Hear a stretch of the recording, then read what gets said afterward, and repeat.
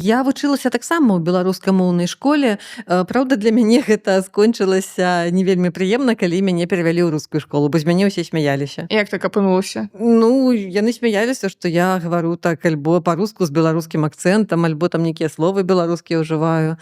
Вось і першы год у рускамоўнай школе для мяне быў проста выпрабаваннем. Зразумела, як вы ў рускамоўную школу то патрапілі, што пераехалі ў горад? Ну так, мы пераехалі з вёскі ў горад, бо бабуля стала хварэць і проста мама хацела, каб быць бліжэй да яе, і мы з вёскі пераехалі ў горад. І што гэта быў за горад? Клецк, мой любімы сталічны горад Клецк. А колькі там насельніцтва? 11 000 на той час было. Ну так, круто вообще. І як выглядаў тагачасны горад Клецк? Ой, ну прыкладна гэтаксама, як і зараз, але там было 2 школы, вось, і я вучылася ў другой.